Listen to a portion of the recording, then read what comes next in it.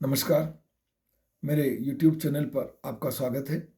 आज हम सामाजिक आंदोलन के प्रकार के बारे में चर्चा करेंगे। इसके पूर्व सामाजिक आंदोलन से संबंधित मेरे वीडियो में हमने सामाजिक आंदोलन का अर्थ, परिभाषा और उसकी विशेषताओं के बारे में चर्चा की थी। सामाजिक आंदोलन समाज में परिवर्तन लाने या परिवर्तन रोकने के लिए व्यक्ति या समूह द्वारा किया गया प्रयास है। कुछ आंदोलनों का उद्देश्य होता है वर्तमान सामाजिक व्यवस्था के कुछ पहलुओं को बदलना, उनमें परिवर्तित करना, जबकि कुछ अन्य आंदोलन पूर्णतः व्यवस्था में परिवर्तन के लिए किए जाते हैं। इनको क्रमशः सुधार आंदोलन और क्रांतिकारी आंदोलन के नाम से जाना जाता है। सामाजिक आंदोलन विभिन्न प्रकार के हो सकते हैं, जैसे धार्मिक आंदोलन, सुधार आंदोलन, क्रांतिकारी आंदोलन, राजनीतिक आंदोलन इत्यादि। सभी सामाजिक आंदोलनों की जो प्रकृति है वो एक समान नहीं होती, बल्कि इनकी प्रकृति में अंतर पाया जाता है। आंदोलन के केंद्र बिंदु के आधार पर इस प्रकार के आंदोलनों को भाषाई आंदोलन, धार्मिक आंदोलन, कृषक आंदोलन, श्रमिक आंदोलन, जनजातीय आंदोलन, प्रजाति आंदोलन, छात्र आंदोलन, महिला आंदोलन जैसे भागों में बांटा जा सकता है। यदि हम सामाजिक परिवर्तन के आधार पर सामाजिक आंदोलन का वर्गीकरण करने का प्रयास करें तो सामाजिक आंदोलनों को सुधारात्मक, परिवर्तनकारी और क्रांतिकारी जैसे 3 भागों में विभाजित किया जा सकता है। सामाजिक आंदोलन वैचारिकी पर आधारित होते हैं और वैचारिकी के आधार पर सामाजिक आंदोलन को विभाजित करें तो विरोधपूर्ण, मिश्रित और पुनर्जीवनवादी के नाम से इन्हें संबोधित किया जा सकता है। व्यापकता की दृष्टि से अगर देखें तो कुछ आंदोलनों का समय बहुत लंबा होता है, उनका क्षेत्र भी बहुत विस्तृत होता है, और दूसरे प्रकार के आंदोलनों का समय भी सीमित होता है और क्षेत्र भी सीमित होता है। सामाजिक आंदोलन के 2 मुख्य स्वरूप देखने में आते हैं, एक अल्पकालीन सामाजिक आंदोलन और दूसरा दीर्घकालीन सामाजिक आंदोलन। अल्पकालीन सामाजिक आंदोलन सामान्य आंदोलन की श्रेणी में रखे जाते हैं। हर्बर्ट ब्लूमर ने इन्हें सामाजिक आंदोलन सामान्य श्रेणी के नाम से संबोधित किया। वे लिखते हैं कि इस प्रकार के आंदोलन मुख्यतः असंगठित प्रयास से उपजते हैं। इनका कोई निश्चित स्वरूप नहीं होता, ये मध्यम गति से चलते हैं और कभी कभी आंदोलन बीच में ही थम जाता है, फिर चलने लगता है, फिर थम जाता है। इस प्रकार के आंदोलनों में निरंतर चलना एक फैशन सा बन गया, रुकना फिर चलना, रुकना फिर चलना। उनका यह भी कहना है कि इस प्रकार के आंदोलन की प्रकृति असंगठित होती है, इनका कोई स्थायी नेतृत्व नहीं होता, इनकी सदस्यताओं की कोई पहचान नहीं होती, इनको निर्देश देने वाला कोई ठोस निर्देशन तंत्र नहीं होता। इस प्रकार के आंदोलनों पर जो अल्पकालीन होते हैं, नेता का कोई विशेष प्रकार का नियंत्रण नहीं होता। इस तरह के आंदोलन अल्पकालीन घटना की तरह होते हैं। इनकी गतिविधियां भी बिखरी हुई होती हैं, कभी इनमें अति उत्साह के दर्शन होते हैं और कभी जड़ता के। इनकी प्रकृति में निरंतरता का अभाव देखने में आता है। अल्पकालीन आंदोलनों की एक यह भी विशेषता है कि इन्हें कभी चलाने के लिए विशेष स्थान और व्यक्ति से प्रेरणा मिलती है और कभी दूसरे क्षेत्र से। आंदोलन की प्रेरणाएं पृथक पृथक स्थानों से अलग अलग समय पर प्राप्त होती है। इनका ना तो एक समय होता है और ना यह एक प्रकार की किसी विशेष समस्या से बंधे हुए होते हैं। इनका नेतृत्व भी समय और स्थान के अनुसार बदलता रहता है। इसी प्रकार से दीर्घकालीन सामाजिक आंदोलन, हर्बर्ट ब्लूमर का मत है कि अल्पकालीन सामाजिक आंदोलन दीर्घकालीन सामाजिक आंदोलनों के लिए एक आधार तैयार करते हैं। उदाहरण के लिए 19वीं शताब्दी में गुलामी प्रथा के विरुद्ध आंदोलन हुआ और यह आंदोलन मानवतावादी आंदोलन था, जिसे विश्व स्तर पर बाद में समर्थन प्राप्त हुआ। ठीक इसी प्रकार से प्रजाति रंगभेद के आंदोलनों की भी एक लंबी यात्रा है। इनमें अनेक अफ्रीकी निग्रो बाहुल्य देश प्रजाति रंगभेद आधारित जो शासन व्यवस्था थी उससे मुक्त हुए थे। भारत ने भी सदियों तक आजादी को प्राप्त करने के लिए संघर्ष किया, आंदोलन किया। आज स्वतंत्र भारत में भी अनुसूचित जातियां, जनजातियां, दलित, पिछड़ा समाज, महिलाएं अपने अधिकारों के लिए आंदोलन करते हैं। ब्लूमर दीर्घकालीन सामाजिक आंदोलन के संबंध में कहते हैं कि यह एक मानव नेतृत्व का विकास करते हैं, एक विशेष प्रकार के मान्य नेतृत्व का विकास करते हैं, एक निश्चित प्रकार की सदस्यता निर्धारित करते हैं। इस प्रकार के आंदोलन के अपने मूल्य, दर्शन और नियमों की एक व्यवस्था होती है। इस प्रकार के आंदोलन के जो सदस्य हैं वह एक संगठन के साथ संगठित होते हैं और संगठन के प्रति वफादार होते हैं। जो संगठन में पद हैं, अधिकार हैं, उनकी भी एक निश्चित स्थिति होती है और सब नेतृत्व और व्यक्तित्व को गढ़ते हैं, मिलकर काम करते हैं, लक्ष्य की प्राप्ति करते हैं। दीर्घकालीन आंदोलन एक विशिष्ट विचारधारा के तहत चलाए जाते हैं जो इसे अन्य प्रकार के सामान्य आंदोलनों से पृथक करते हैं। राव का यह कहना है कि सामाजिक आंदोलन की पृष्ठभूमि में एक निश्चित वैचारिकी होती है और वैचारिकी के अभाव में कोई भी सामाजिक आंदोलन नहीं चल सकता। विद्वानों ने सामाजिक आंदोलन को अनेक आधारों पर अनेक प्रकारों में विभाजित किया है, उनका उल्लेख किया है। सामाजिक आंदोलन के अगर हम प्रमुख प्रकार देखें तो उसमें है सुधार आंदोलन, पुनर्निर्माणकारी आंदोलन, वैचारिक आंदोलन, संगठनात्मक आंदोलन, मसीही आंदोलन, सकारात्मक आंदोलन, स्वदेशी आंदोलन, राष्ट्रवादी आंदोलन, क्रांतिकारी आंदोलन, प्रवासी आंदोलन, प्रदर्शनकारी आंदोलन, काल्पनिक आंदोलन और प्रतिरोधक आंदोलन। सुधार आंदोलन से तात्पर्य यह है कि सुधार आंदोलन का उद्देश्य पूर्णतः व्यवस्था को बदलने की अपेक्षा इसके कुछ अंगों में सुधार करना होता है और सुधार करके जो समाज में विकृति या विघटन आया है उसको दूर करने का प्रयास करना होता है। यह आंदोलन सामाजिक व्यवस्था और सामाजिक संबंधों में इस प्रकार से आंशिक परिवर्तन लाने का प्रयास करते हैं जिससे रूढ़ियों के प्रभाव को कम किया जा सके और प्रगतिशील व्यवहारों को प्रोत्साहन मिल सके।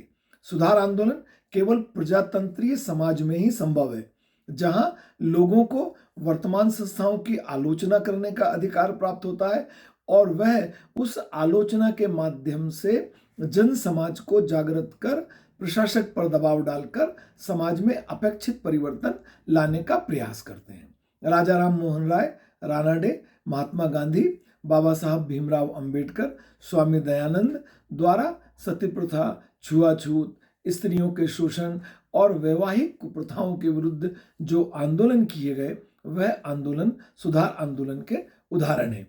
पुनर्निर्माणकारी आंदोलन, इन्हें पुनरुद्धार आंदोलन भी कहा जाता है। राव के अनुसार ऐसे आंदोलन एक और वर्तमान दशाओं के प्रति असंतोष को व्यक्त करते हैं और दूसरी ओर उन दशाओं को दूर करने के लिए विस्तृत उपायों को प्रस्तुत करते हैं। इनका उद्देश्य समाज की किसी विशेष विषम प्रकार की समस्या का विरोध करके ऐसी व्यवस्था को विकसित करना होता है जो समूह के अस्तित्व के लिए आवश्यक हो। उत्तराखंड में सुंदरलाल बहुगुणा जी द्वारा आरंभ किया गया चिपको आंदोलन जंगलों में पेड़ काटने के विरोध में किया गया था, जिससे पहाड़ की अर्थव्यवस्था और उससे संबंधित जनजीवन को बचाया जा सके। इसी तरह गुजरात में होने वाला नवनिर्माण आंदोलन राजनीतिक भ्रष्टाचार को दूर करने के लिए समाज के पुनर्निर्माण के उद्देश्य से किया गया था। वैचारिकी आंदोलन, यह वह आंदोलन है जो कुछ विशेष सामाजिक, धार्मिक, सांस्कृतिक अथवा राजनीतिक सिद्धांतों के आधार पर किए जाते हैं। ये सिद्धांत चाहे किसी धर्मगुरु की शिक्षाओं से संबंधित हो अथवा एक विशेष सामाजिक या राजनीतिक विचारधारा पर आधारित हो। इनका कार्य लोगों के विचारों को बदलकर व्यवहार के नए ढंगों को ग्रहण करने की प्रेरणा देना होता है। रूस में जारशाही के विरुद्ध होने वाला आंदोलन तथा भारत में होने वाले अनेक प्रकार के आंदोलन, किसान आंदोलन, भारत में तेभागा आंदोलन, इस प्रकार के आंदोलनों को स्पष्ट करते हैं। संगठनात्मक आंदोलन, इस प्रकार के आंदोलनों का उद्देश्य परस्पर विरोधी समूहों, वर्गों अथवा संप्रदायों को एकजुट करके किसी समुदाय को संगठित करना और उसमें समानता की चेतना को उत्पन्न करना होता है। भारत में सन 1975 में लागू होने वाले आपातकाल के प्रभाव से जब सभी राजनीतिक दल अलग थलग हो गए, तब जयप्रकाश नारायण द्वारा चलाया गया संपूर्ण क्रांति आंदोलन उन्हें पुनः संगठित करने के उद्देश्य से प्रेरित था और इसने अपने उद्देश्य को प्राप्त भी किया था। आर्य समाज आंदोलन का उद्देश्य भी विभिन्न मत मतांतरों में बटे हुए हिंदुओं को पुनः वैदिक आदर्शों की ओर ले जाकर उन्हें संगठित करने का प्रयास था। मसीही आंदोलन। कोई आंदोलन जब ऐसे व्यक्ति द्वारा आरंभ किया जाता है जिसे लोग मसीहा या चमत्कारी शक्ति से संपन्न मानते हैं, तब ऐसे आंदोलन को मसीही आंदोलन कहा जा सकता है।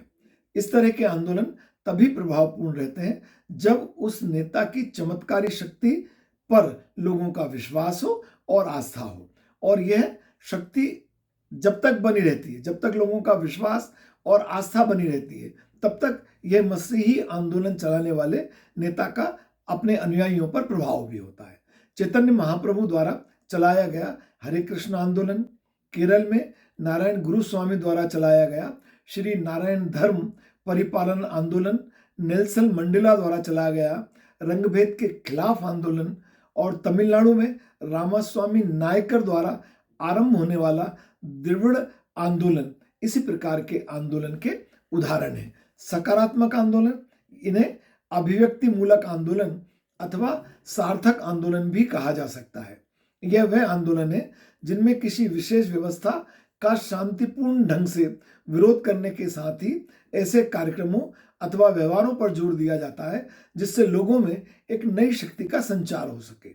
महात्मा गांधी द्वारा चलाया जाने वाला विदेशी वस्तुओं का बहिष्कार संबंधी आंदोलन, मार्टिन लूथर किंग द्वारा रंगभेद के विरुद्ध चलाया गया आंदोलन तथा राजाराम मोहन राय द्वारा सती प्रथा और बाल विवाह के विरुद्ध चलाया गया आंदोलन सकारात्मक आंदोलन के बहुत अच्छे उदाहरण हैं। स्वदेशी आंदोलन, इन आंदोलनों का उद्देश्य अपने क्षेत्र, अपने देश की सांस्कृतिक विशेषताओं, धार्मिक विश्वासों, भाषा, राजनीति जो संबंधी अधिकार हैं उनको पुनर्स्थापित करने के लिए आंदोलन करना है। यह आंदोलन दूसरे क्षेत्र अथवा दूसरे देश के बढ़ते हुए प्रभाव को रोकने के लिए किया जाता है। वेलेस ने ऐसे आंदोलन की प्रकृति को विस्तार से स्पष्ट किया है। उनका विचार है कि जब किसी संक्रमणकालीन दशा में विदेशी संस्कृति अथवा सभ्यता का विरोध करने या अपने से भिन्न किसी दूसरे क्षेत्र के प्रभाव को कम करने के लिए आंदोलन किए जाते हैं, तब हम इसे स्वदेशी आंदोलन कहते हैं। भारतवर्ष में स्वतंत्रता का जो आंदोलन चला, उस आंदोलन का उद्देश्य था विदेशी आधिपत्य का विरोध करना। दक्षिण में होने वाला हिंदी विरोधी आंदोलन और भारत के उत्तरी क्षेत्र में होने वाला अंग्रेजी हटाओ आंदोलन भी स्वदेशी अस्तित्व को बनाए रखने की भावना से ही प्रेरित थे। राष्ट्रवादी आंदोलन, राष्ट्रवादी आंदोलन के संबंध में विद्वानों का मत है कि यह एक सामाजिक आंदोलन न होकर एक राजनीतिक आंदोलन है, लेकिन A.R. देसाई ने भारत के राष्ट्रीय आंदोलन को भी सामाजिक पृष्ठभूमि के विस्तार को समझते हुए उसको सामाजिक आंदोलन के रूप में स्वीकार किया है। ऐसे आंदोलन राष्ट्रीय भावनाओं से प्रेरित होते हैं और इनका मुख्य कार्य राष्ट्रवादी भावनाओं के आधार पर सभी वर्गों में राजनीतिक और सामाजिक चेतना को उत्पन्न करना होता है। इस प्रकार राष्ट्रवादी आंदोलन भी सामाजिक संरचना में परिवर्तन लाकर व्यक्तियों की मनोवृत्तियों और व्यवहारों से संबंधित मूल्यांकन की जो तरीके हैं उसका नया स्वरूप, नए प्रकार से मूल्यांकन करने की प्रेरणा देते हैं। क्रांतिकारी आंदोलन, क्रांतिकारी आंदोलन जो सामाजिक व्यवस्था है जो अव्यवस्थित हो गई है उसको उखाड़ फेंकने, उसको बदलने और इसके स्थान पर एक नई प्रकार की, भिन्न प्रकार की सामाजिक व्यवस्था को स्थापित करने से संबंधित है। डॉक्टर राव का कथन है कि क्रांतिकारी आंदोलन वह है जिसके द्वारा किसी समाज की सामाजिक, सांस्कृतिक और आर्थिक व्यवस्था में पूर्ण परिवर्तन लाने का प्रयास किया जाता है। क्रांतिकारी आंदोलन उस अवस्था में होता है जब सुधार का मार्ग अवरुद्ध हो जाए, सुधार करना संभव ना हो और लोगों को यह लगे कि क्रांति ही उनकी वर्तमान दिशा को, दयनीय दिशा को बदलने का एकमात्र विकल्प है। सोवियत रूस और चीन के आंदोलन क्रांतिकारी आंदोलन थे। इन आंदोलनों में हिंसा और संघर्ष के द्वारा परिवर्तन को लाना भी बुरा नहीं समझा जाता। मतलब इस प्रकार के क्रांतिकारी आंदोलन में हिंसा और संघर्ष को सामाजिक स्वीकृति प्राप्त होती है, न्यायोचित माना जाता है। अक्सर मार्क्सवादी विचारधारा के आधार पर उन्हें न्यायोचित ठहराने का प्रयास किया जाता है। क्रांतिकारी आंदोलन में परिवर्तन की जो गति होती है वो बहुत तीव्र होती है। अक्सर ऐसे आंदोलन राजनीतिक दलों से जुड़ जाते हैं। भारत का नक्सली आंदोलन और तेभागा आंदोलन इसी तरह के आंदोलन हैं, जिनके द्वारा समाज के एक बड़े वर्ग से भूमि पर बलपूर्वक कब्जा करके अथवा किसानों ने कृषि उपज के 1/3 भाग को प्राप्त करने के लिए व्यापक संघर्ष किए थे। सुधार आंदोलन तो अव्यवस्थित सामाजिक व्यवस्था में कुछ अपूर्णताओं को ठीक करना चाहते हैं और सामाजिक व्यवस्था को वैसी ही बनी रहने देना चाहते हैं, जबकि क्रांतिकारी आंदोलन जो व्यवस्था बनी हुई है उसको जड़ मूल से समाप्त कर देना चाहते हैं।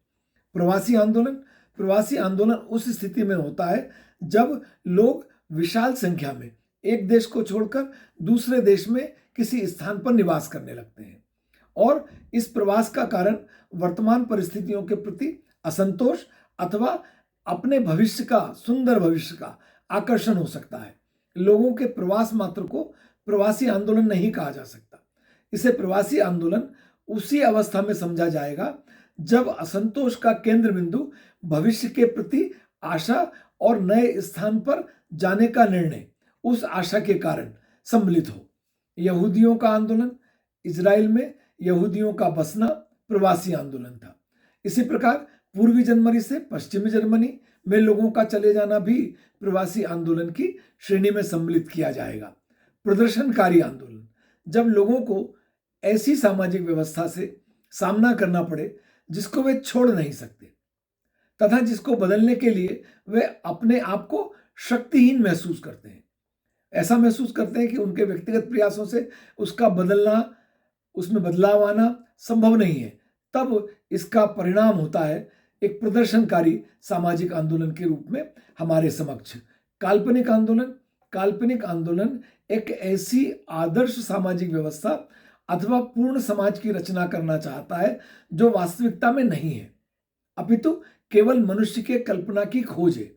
ऐसे आंदोलन का आधार यह विश्वास होता है कि मनुष्य मूल रूप से एक नेक, सहयोगी और परमार्थी है। जो सर्वोदय आंदोलन हुआ था, उस सर्वोदय आंदोलन को भी एक काल्पनिक आंदोलन कहा जा सकता है। प्रतिरोधक आंदोलन किसी जो प्रस्तावित परिवर्तन है उस प्रस्तावित परिवर्तन में अवरुद्ध पैदा करने या उस परिवर्तन के आने के पहले ही उस पूर्व प्राप्त परिवर्तन को उखाड़ फेंकने का एक प्रयत्न है। क्रांतिकारी आंदोलन इस कारण उत्पन्न होते हैं क्योंकि लोग सामाजिक परिवर्तन की धीमी गति से असंतुष्ट होते हैं और तेजी से परिवर्तन लाना चाहते हैं, जबकि प्रतिरोधक आंदोलन इस कारण उत्पन्न होते हैं कि लोग सामाजिक परिवर्तन की जो तीव्र गति है उसको रोकना चाहते हैं। वो बहुत तेज परिवर्तन की गति से अपने आप का समायोजन नहीं कर पा रहे हैं। हिंदी के विरुद्ध डीएमके का जो आंदोलन था उसे प्रतिरोधक आंदोलन कहा जा सकता है। सामाजिक आंदोलन के विभिन्न प्रकारों से यह स्पष्ट होता है कि सामाजिक आंदोलन एक सामूहिक प्रयत्न है जिसके द्वारा समाज का एक बड़ा वर्ग सामाजिक संबंधों, समस्याओं तथा सामाजिक संरचना में आंशिक या पूर्ण परिवर्तन लाने तथा कुछ विशेष परिवर्तनों को रोकने का प्रयास करता है। आपका बहुत धन्यवाद। यदि आपने अभी तक मेरे चैनल को सब्सक्राइब नहीं किया है तो मैं आपसे चैनल को सब्सक्राइब करने का अनुरोध करता हूं। आप जानते हैं मेरे YouTube चैनल पर समाजशास्त्र विषय के अतिरिक्त पारिवारिक, सामाजिक, राष्ट्रीय महत्व के वीडियो के साथ साथ प्रेरणात्मक प्रसंगों के वीडियो देखने में आते हैं। कृपया चैनल को सब्सक्राइब कीजिए।